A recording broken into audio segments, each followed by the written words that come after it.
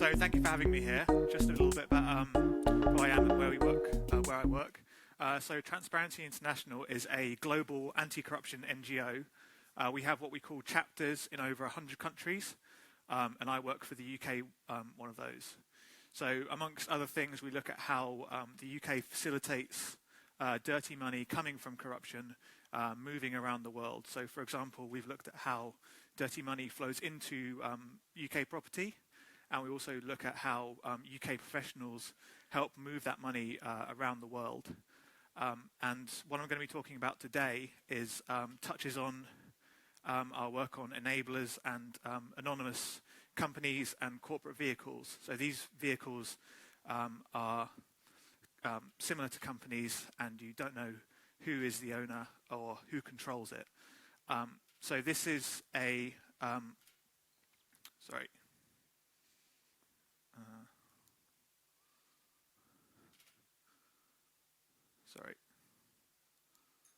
So this comes from some work we've been doing with Bellingcat, which looks at what we call the UK's own offshore secrecy vehicle. So this is the Scottish Limited Partnership. So normally when you think of a good place to hide your money, you might think of the British Virgin Islands or the Cayman Islands or Panama, so sandy beaches. But this picture sort of deceives you. It's actually Scotland, and it's the focus of where we've been looking for people who've been hiding their money.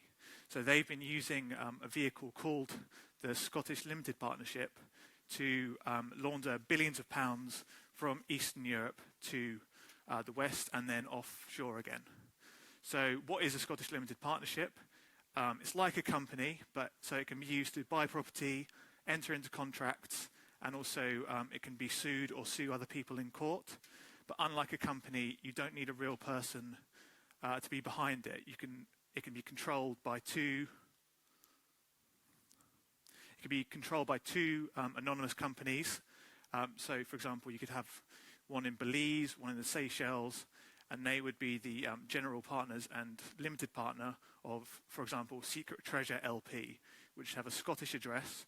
So you've got an offshore company with all the respectability of a UK entity. Until fairly recently, these were little-known corporate devices.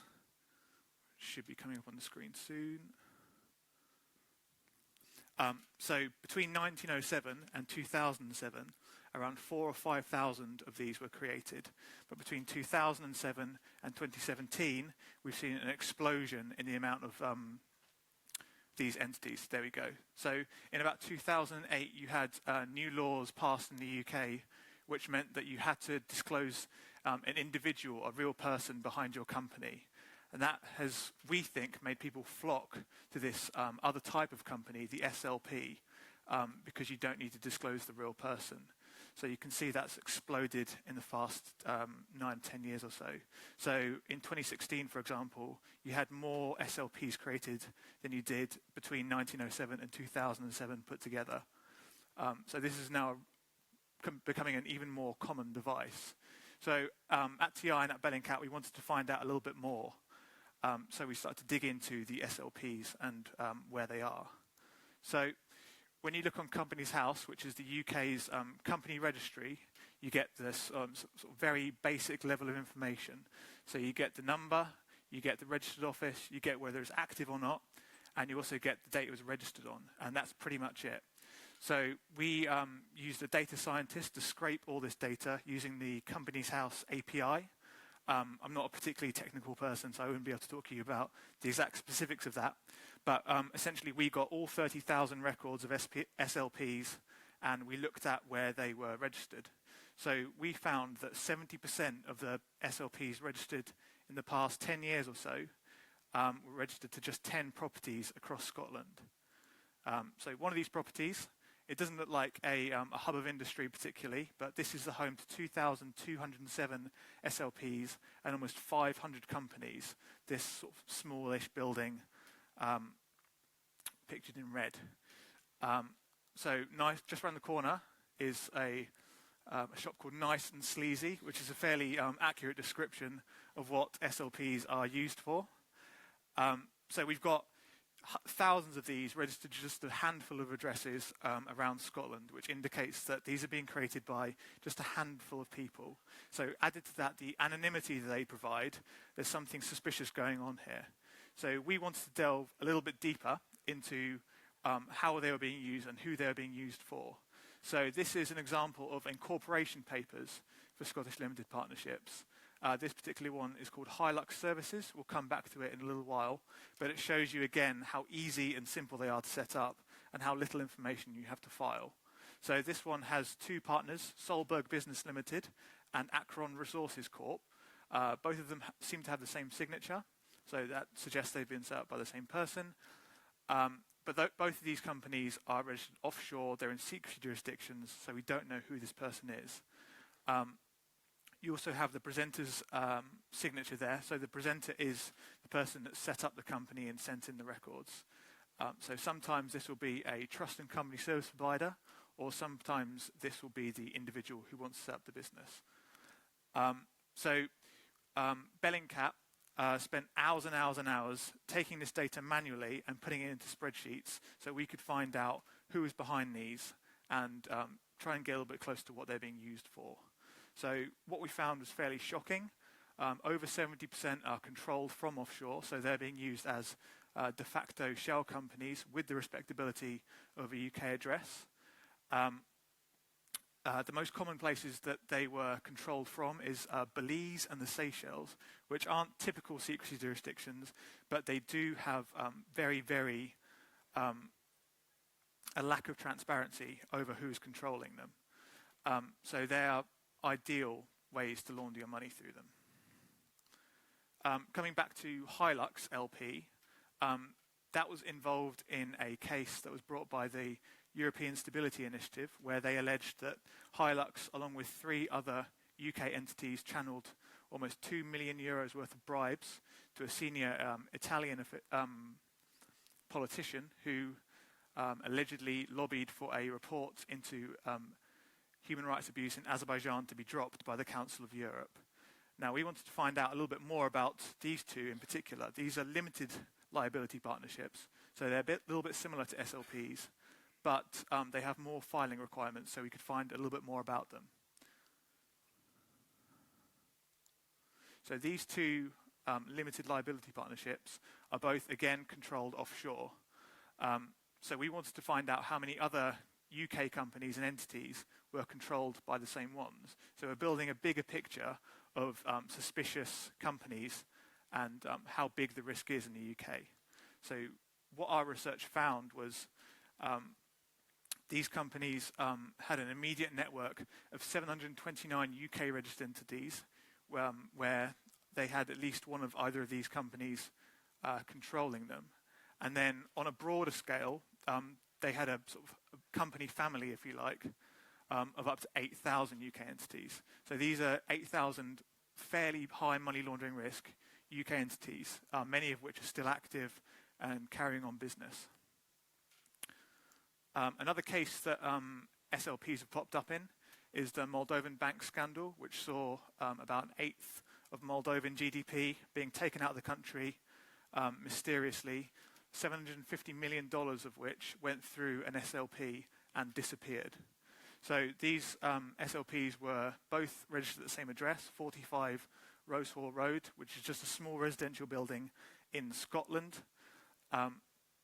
In total, in this scandal, around 20 SLPs were used, and these were part of a broader network of 50 UK entities which were used to take this money out of the banks.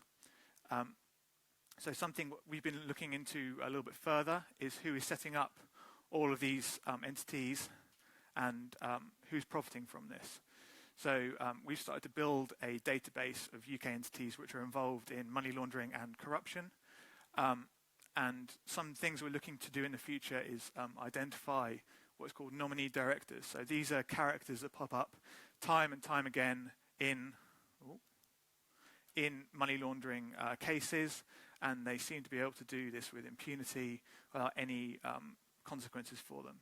We're also looking to identify company formation agents. These are the people that create and churn out thousands of shell companies a year, again, with no consequences. It's unclear whether they're knowingly entering into organised crime or whether they're doing it out of blind stupidity or whatever. Another interesting aspect is looking at these company factories.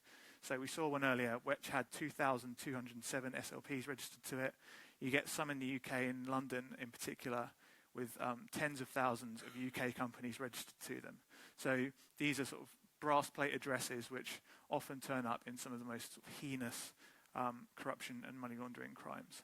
And then finally, we're looking to do further analysis on these networks of companies, because they often work in packs, essentially. You rarely get one on its own. It'll be part of a long chain. So we're looking to uncover further networks of suspicious activity. So we'll go to Q&A, and then after that, I think we've got some table games as well to see if you can spot some suspicious companies, etc. Do we have any questions? Yep. What company database did you use to carry on this investigation? Did you use Open Corporates, Bureau and Dick? Yeah, so we used Companies House, but we could have used Open Corporates as well, which is really good for sort of looking at the global companies. So if we want to do global investigations, our go-to will probably be Open Corporates, but just on this occasion, we use Companies House. Okay, thank you very much. Yep, at the back. Thank you. I'm a huge fan of your organization. I'd like to know, do you have a dialogue with the British authorities on this? Yeah, so we speak fairly regularly with National Crime Agency and government. So National Crime Agency are aware of, for example, the scandal with 4 alleged companies channeling bribes to this official, and they're actually helping us try and trace that signature. So hopefully something good will come from that, but you never know, because with these authorities, resourcing is always an issue. So where they target those resources is sometimes a problem. But these shell companies, this legal type that doesn't require, disclosing a person behind, are they considering changing this legal framework, or is the economic population behind that bigger than just that, and that's why they cannot change it? It's funny start. So the day that we released this paper, they announced hastily, breaking parliamentary rules, that they were going to bring in new legislation to try and identify the real people behind that. So that's going to kick in pretty soon. It remains to be seen how effective that is, because it's such a short run-up for these thousands of secretive companies. But they've at least made it illegal to submit false or misleading information for those real people. So yeah, we've seen some change, but it needs to be implemented.